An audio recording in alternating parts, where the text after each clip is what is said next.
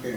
Yeah. Good day, everybody. Today we'll be dealing on how to prepare the chemicals, that's chemistry chemicals that will be used for this year's 2022 WAEC practicals. So at this point, I'll be running some of the procedures. So I just want you to pay attention, because for some time now we've been doing some of the rough work. It's not just that we came here to start doing it. We've done a lot of work.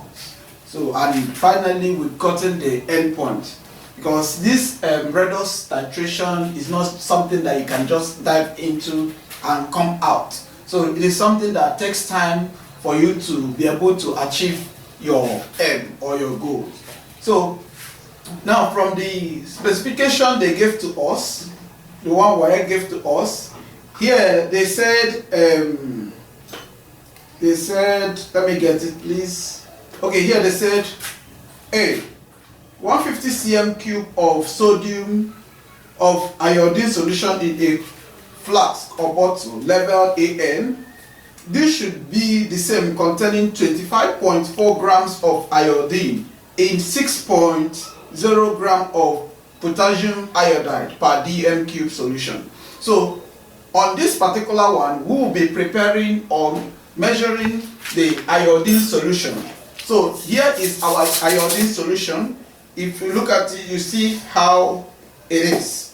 And before you measure it, you must have your materials ready, which is the equipment you use in measuring it. So here we have different kinds of weighing balance. This is a weighing balance. So you can see this is a weighing balance, and here is the cover. This cover is used to prevent air from altering the values we have there, while this one now is electrical. So for now, we'll be making use of this. So here we have our volumetric flask, which is 1000 mils, equal to 1 dm cube. Okay, so and here we have our spatula. So what we normally do is, please, I want you to be very, very careful in measuring this. So we use our scale. We'll place the paper on this. So the weight of the paper alone is now, you can see, 0.774 grams. So now we can correct it to 0 by pressing this button here. It has corrected to 0. So make sure that it is accurate, because if you don't do that, it will give you a wrong answer.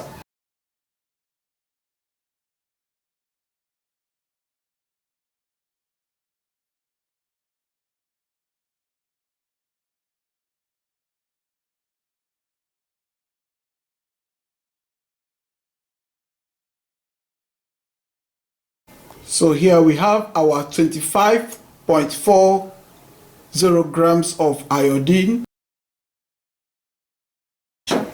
Okay, now we are done measuring our iodine. We are done measuring our iodine. So the next thing there we'll do is let us now measure our potassium iodide. So this is our potassium iodide, and according to the specification, they said we should measure 6.0 grams of iodide.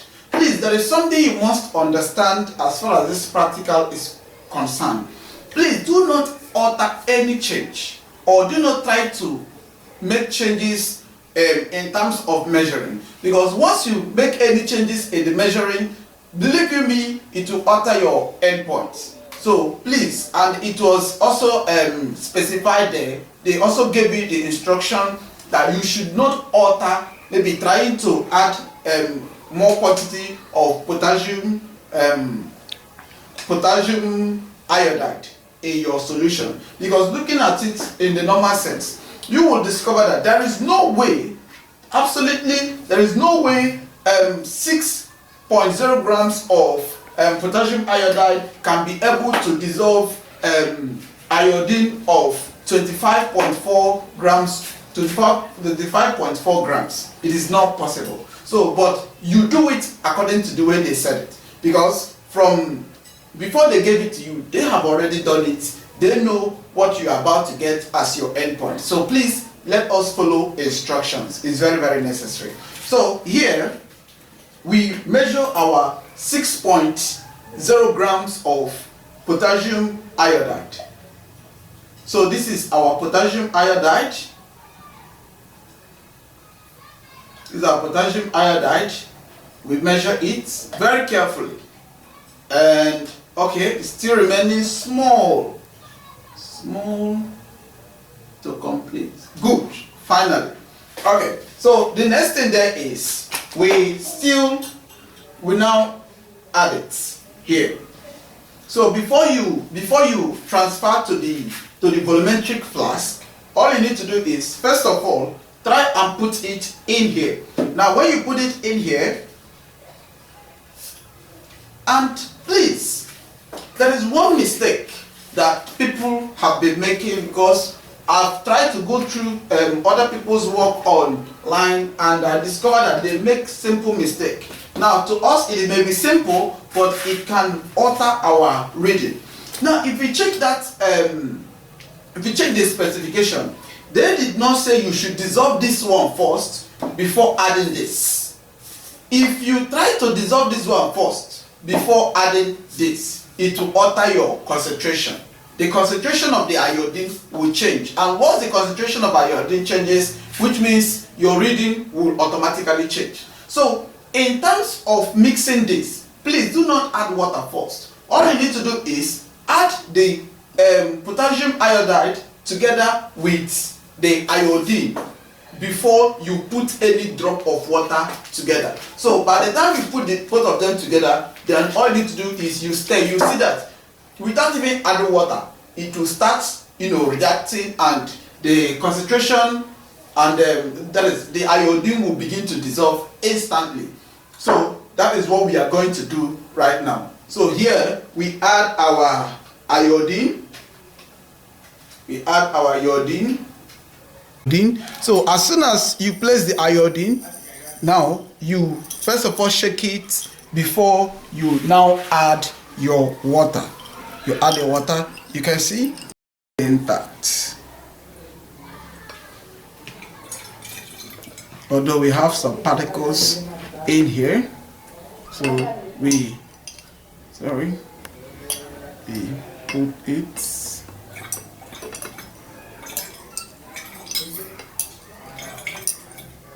You are very careful. So we begin now to add water. Make sure you add.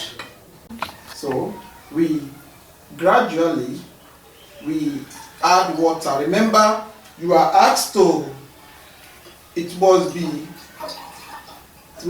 up to 1 dm cube. So when you get to this point, all you need to do is need to be now very careful, because you are about to, when you exceed it, it will as well change the concentration. So at this point, I will have to use my bottle so that it will not exceed the value that we were given or were asked to measure. Okay, good. So now it is very, very necessary you homogenize it. That is making sure that they all mix together. So at this point now, you can see that our solution is ready. It is ready. So we keep it aside. Then we go over to the second. In this case now, we are going to measure sodium thiosulfate pentahydrate in this. So all we need to do is, now look at this. This is our, okay, this is our sodium thiosulfate pentahydrate. Look at it now, it is sealed. So all we need to do now, we measure. So at this point, please do not use the same filter paper that you used when measuring these two, so that it doesn't alter your reading. So all we do now is we measure. We quickly measure it, and here we go. So we are trying to measure 24.8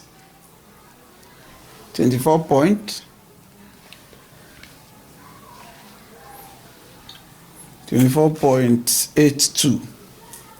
So you need to just be careful and patient on this.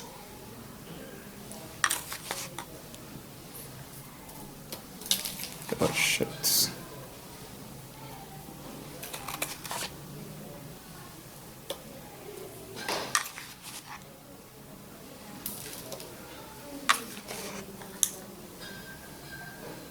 With that solution now. 4 point. Okay, so we have 24.82.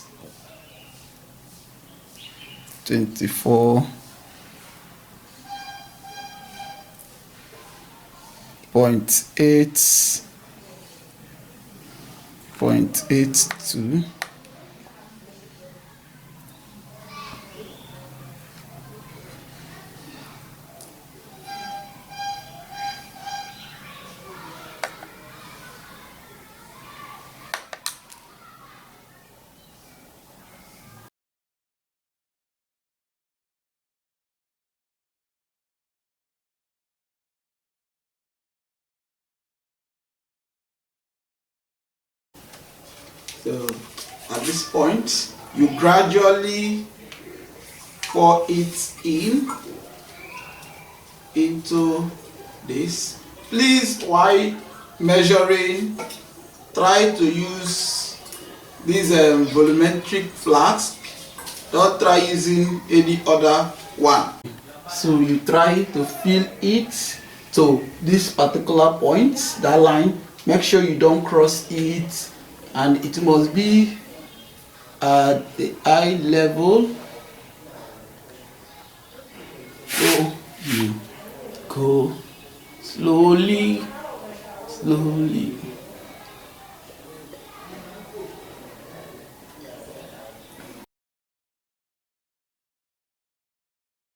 At this point, you try to homogenize it.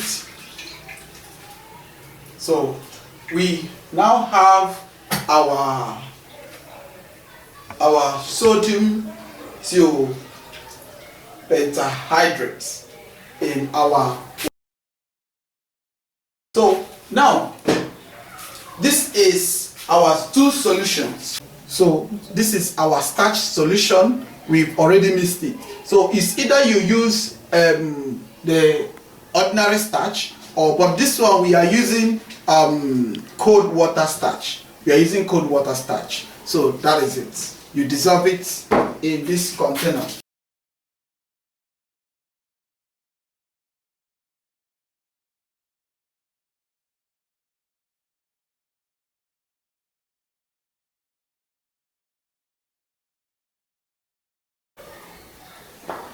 So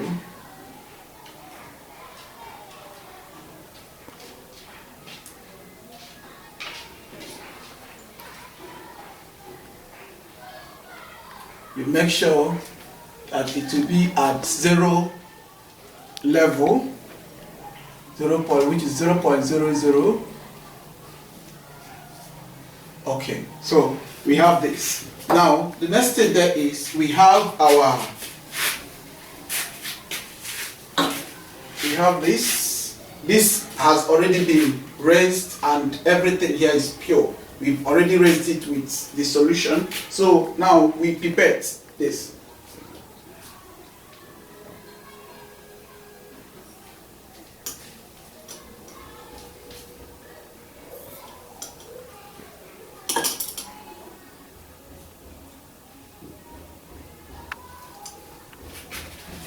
So we put it here.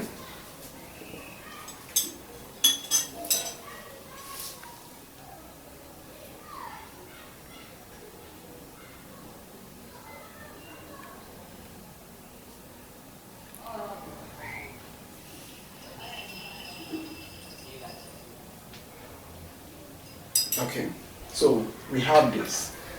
So now when you are about to titrate this, you are about to titrate, you don't put the starch solution first.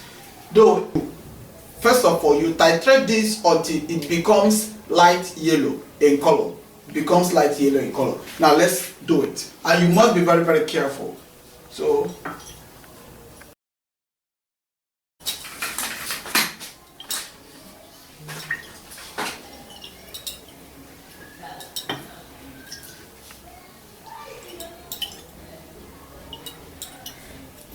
as you can see, it is now light yellow in color. So now all you need to do next is you get your starch solution. Take our starch solution, we add it, at least 2 drops is okay, and it will turn blue black. So once it turns blue black, you begin to titrate again until it becomes colorless. Okay, until it becomes colorless. So let's continue. Good. So here now we have our colorless solution. So the next thing there is, let us check our reading and see what it's going to give to us. Okay, we're going to take the reading now. So let's take a look at it. Now when you take a look at it, you see that according to our eye level, you will see we have 10.1. Yeah, 10.1. So this is it. You have 10.1 there. So that is our first.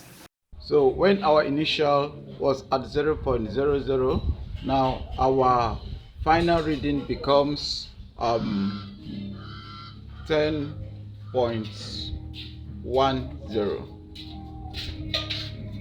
We discard this one, or we can actually, keep it aside. You can actually keep it aside. Let me erase this one so that we will. So we discard this one, and you can equally raise with water, so that now the next one there now is you can refill this, or you take this one now as your initial, which means our initial now will become 10.1. That will be our initial. So all we need to do is let's still go ahead and pipette this.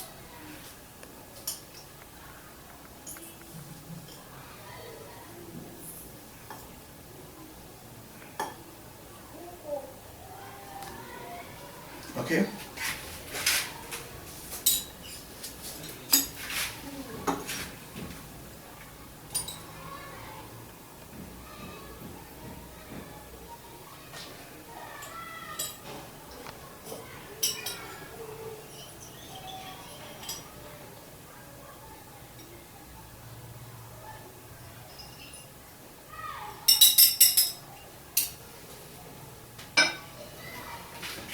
So let's go ahead and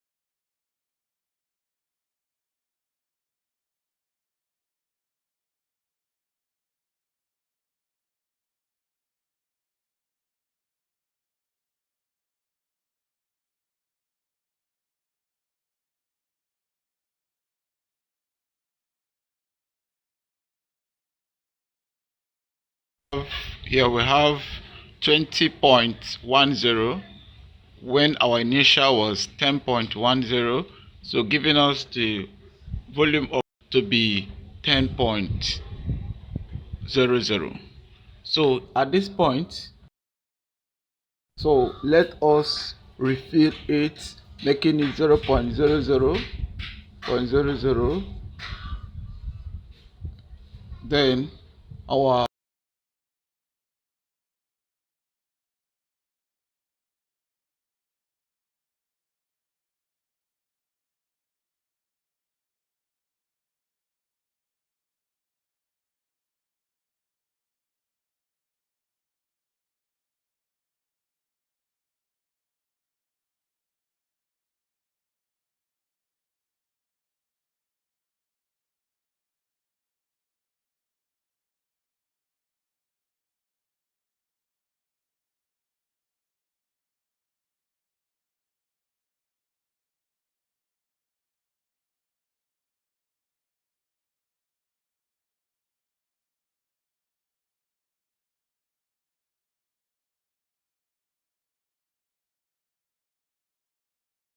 final becomes 10.20, giving us 10.20.